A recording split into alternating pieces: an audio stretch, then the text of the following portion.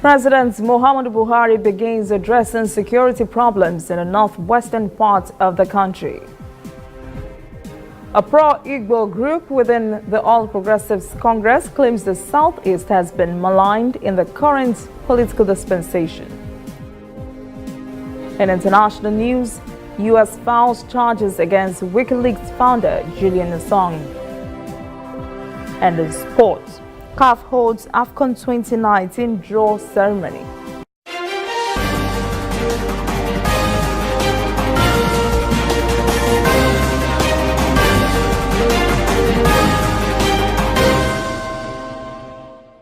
This is ANN News. I am Olajumoke Olatunji. President Muhammadu Buhari has begun addressing the worsening security situation in the northwestern part of the country. He has summoned top security chiefs to a closed-door meeting on Thursday, facing rising pressure to address the problem. Chief of Defense Staff General Gabriel Olonishakin told reporters the meeting was to address increasing cases of kidnapping, banditry, and other associated issues confronting the nation. He said a revised strategy was agreed after the president ordered the chiefs to immediately and ruthlessly ensure that all those bandits are immediately dealt with. The country has been rocked by a series of large-scale attacks that have coincided with an ongoing insurgency by Boko Haram jihadists in the country's northeast. The People's Democratic Party (PDP) has again reacted to reports that its presidential candidate Atiku Abubakar paid $30,000 to a United States lobby group to assist in the quest to reclaim his mandate. An American research group, Center for Responsive Politics, had claimed that Abubakar was lobbying the United States government to recognize him as Nigeria's president-elect.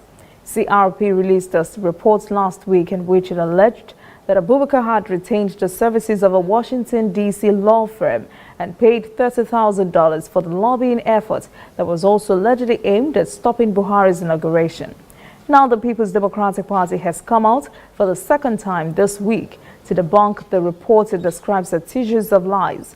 PDP spokesperson Kola Ologbodiyan released a statement on Thursday in which it says agents of the ruling party were behind the allegation. PDP also says if anything should happen to Atiku Abubakar, Nigerians should hold Buhari's personal assistant on social media, Loretta Onochie, responsible. Ologbodiyan also said the PDP and its presidential candidates do not need any foreign lobby group to prove their case before the tribunal, where he said they have overwhelming evidence. A pro-Igbo group within the All Progressives Congress Southeast Renaissance has called on the leadership of the party not to zone the position of Speaker of the House of Representatives to the Southwest geopolitical zone.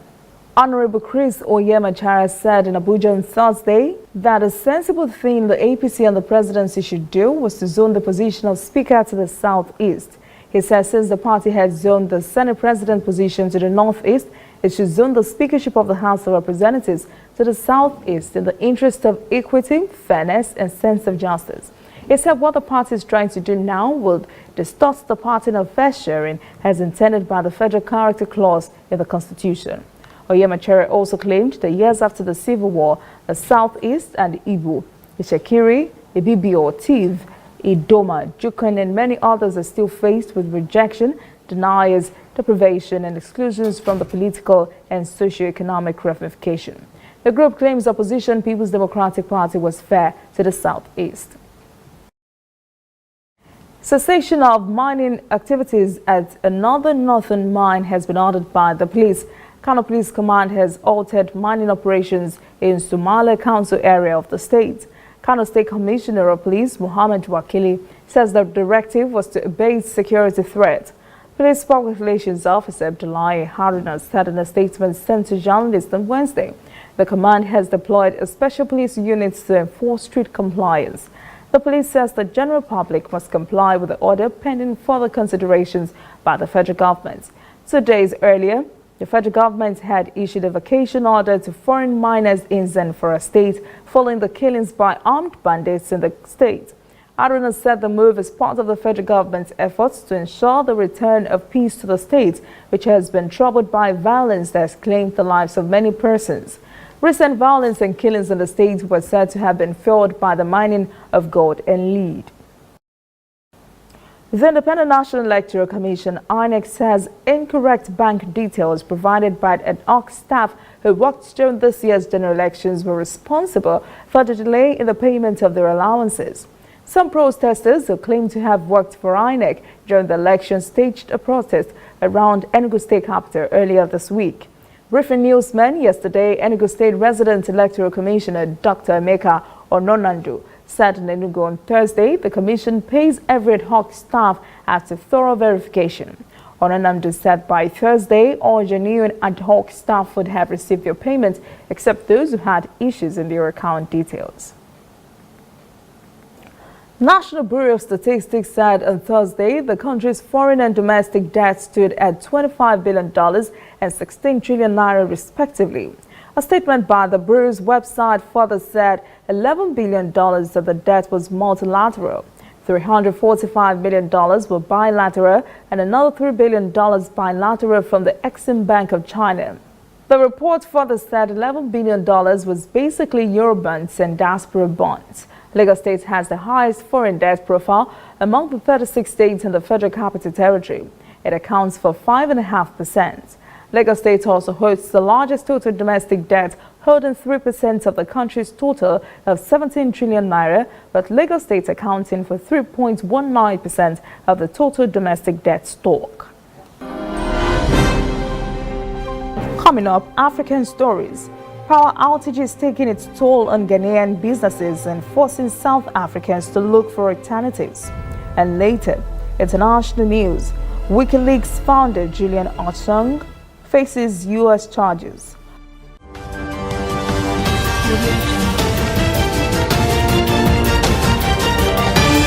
You are watching ANN. This used to be me.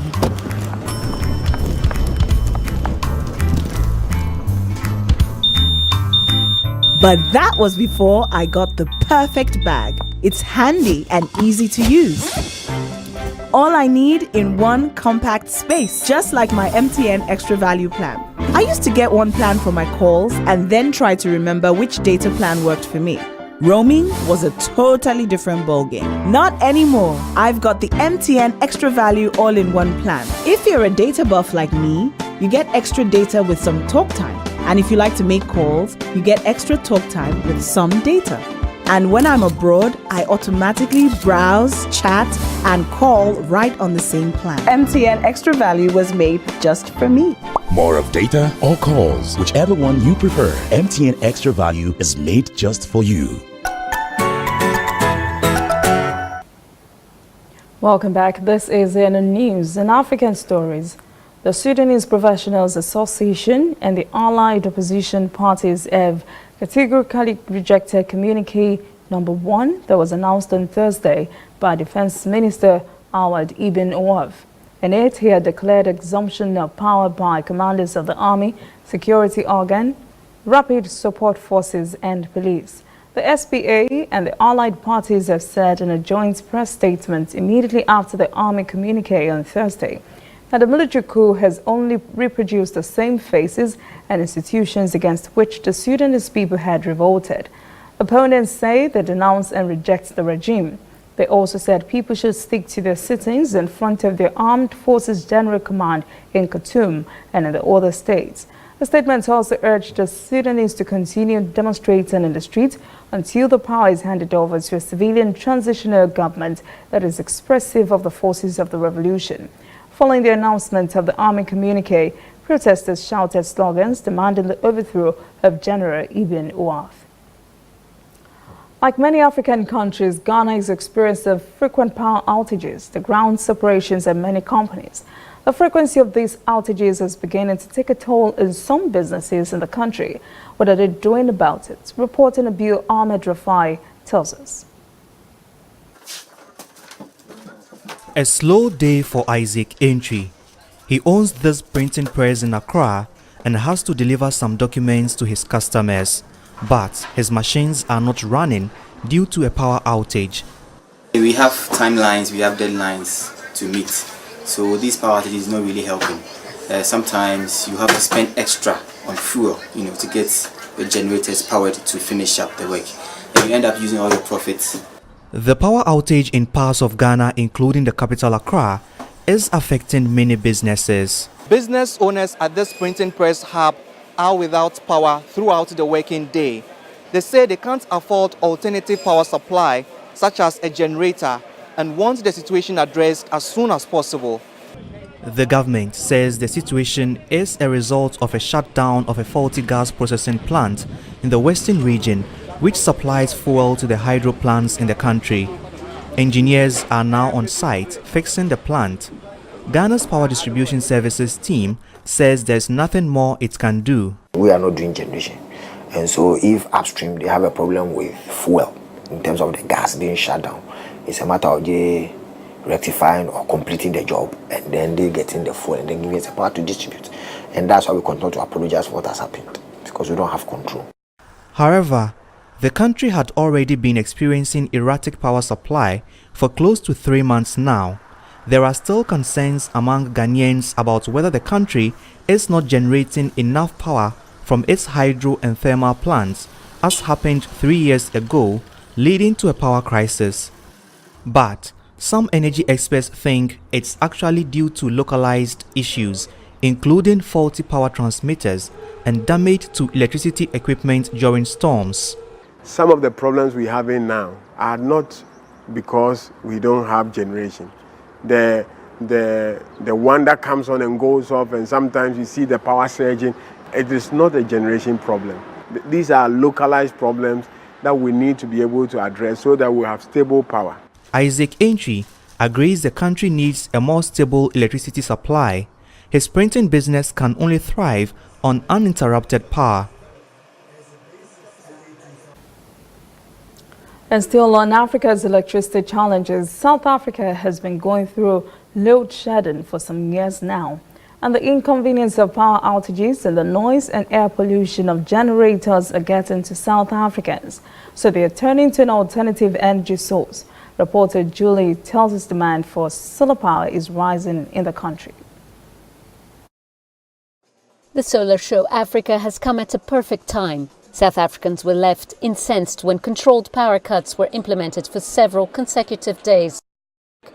People rush in to get the products. Within 1 week, 2 weeks, all our products sold out. So we need more to bring more, to import more from here. And I also see many people before they didn't do about solar business. Now they're all involved in solar. We are very happy that load shedding is happening because we're getting more clients coming to us, asking us for solutions. And with that, it has actually boosted us as well into changing our marketing strategy. Eskom's rolling blackouts, which hit South Africa, have led to a huge spike in demand for solar panels and storage batteries, and many people at this show are looking for alternatives and ways to get off the grid. This show is actually so beneficial because looking at all the exhibitors here, most of them are assisting us with finding ways and means to combat this, I would call an illness we have in South Africa, because it has impacted us a great deal, in the business sense and also in the domestic sense. We're actually looking for alternative from Eskom to solar system. While generators that are here, they can work, but the question would be for how long? And we are struggling as small businesses. We are actually at the virtue where we feel that we might end up closing the company. There are new and innovative solutions available, but moving off the national grid comes at a high price. I think one of the biggest stumbling blocks for the solar industry is this lack of access to capital for businesses to go solar. And businesses in South Africa and the rest of Africa are suffering. Energy bills are accelerating very fast. They want to go solar, but they don't have the capital. Eskom still supplies 90% of the country's electricity, mostly from coal-fired power stations. But there's plans to reduce this to 65% and include more renewable energy. When we return, international news. WikiLeaks founder faces U.S. charges as a fights extradition in Britain. And later, sport. CAF holds AFCON 2019 draws ceremony.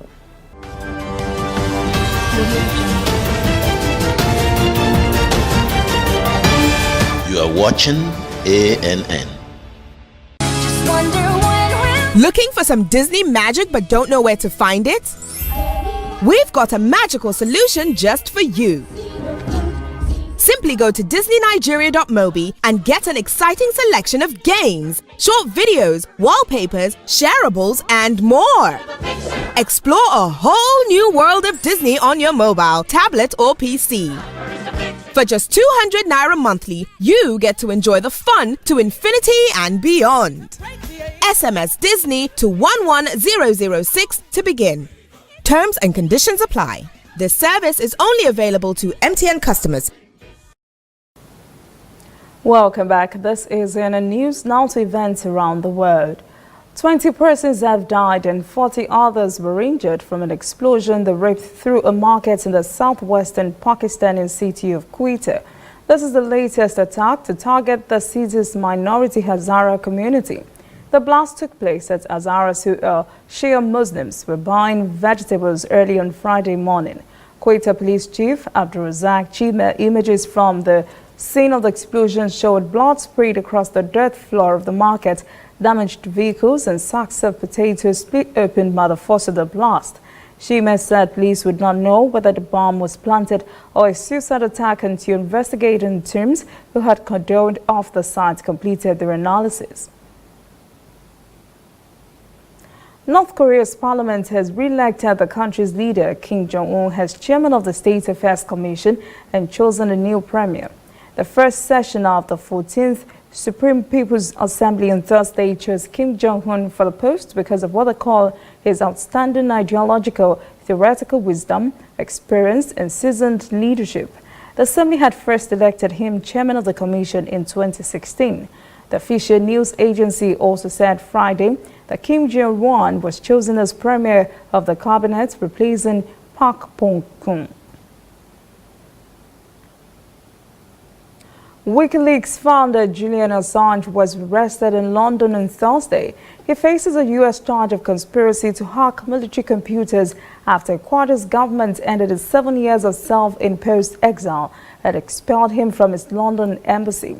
Police in the United Kingdom dragged Assange from the front door of the embassy. He now faces extradition to the United States. In an indictment revealed Thursday morning, U.S. authorities say Assange conspired with former Army intelligence analyst Chelsea Manning to steal and publish huge stores of classified documents. Prosecutors said it was one of the most extensive leaks of classified secrets in U.S. history. Assange is charged with conspiracy to commit computer intrusion. The charge, delivered by a federal grand jury in March last year, was kept secret until Thursday. It carries a maximum 5 years prison sentence. A U.S. lawyer for Assange, Barry Pollock, criticized the government's arrest and said his client would need medical treatments that had been denied for 7 years. A prominent Palestinian human rights activist and co-founder of the Boycott, Divestment Sanctions movement was denied entry to the United States on Wednesday, despite holding valid travel documents. Omar Barghouti was traveling to the U.S. on the invitation of Arab American Institute in Washington to speak at New York's University DC campus. Barghouti travel documents and U.S. visa are valid until 2021. His past difficulties in traveling were because of Israel's government restrictions on his ability to exit and enter Israel. They were not renewing his travel documents, but this was the first time he had faced a ban by the U.S. government.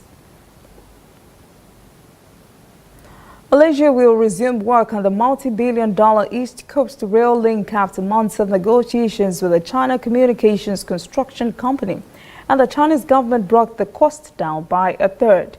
Malaysia said it welcomed the signing of the supplemental agreement, which would pave the way for construction of the 700-kilometer railway to resume. The electrified railway is designed to connect Malaysia's capital with the towns on the peninsula's east and northeast, and backed by loans from China, was touted by former Prime Minister Najib Razak as an economic game changer. Critics say it benefited China more than Malaysia.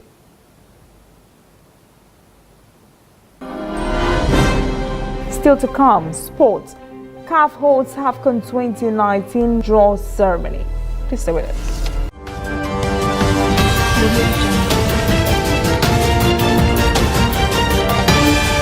You're watching ANN.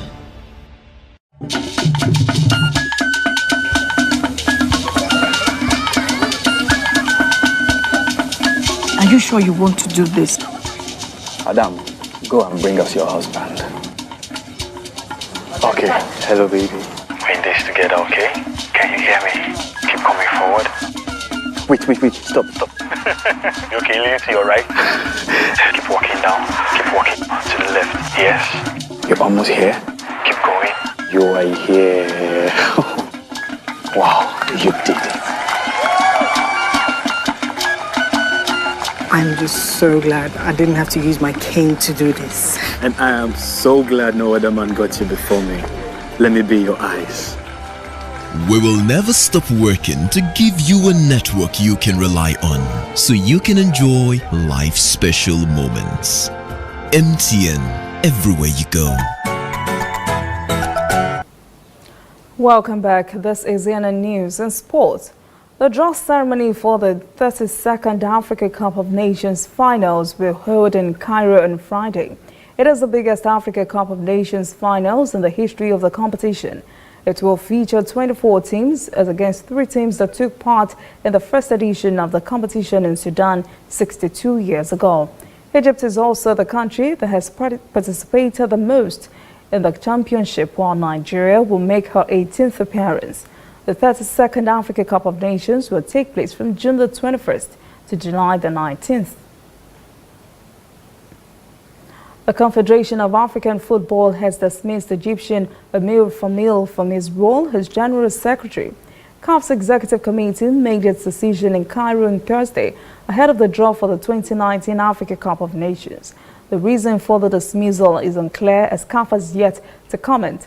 Fahmy was appointed in November 2017 to follow in the footsteps of his father and grandfather. That is ANN News this evening. Thank you for joining us. For details on this and other stories, visit the website annafrica.net. Conversation continues on our social media platforms, Twitter, Instagram and Facebook at ANN Africa TV.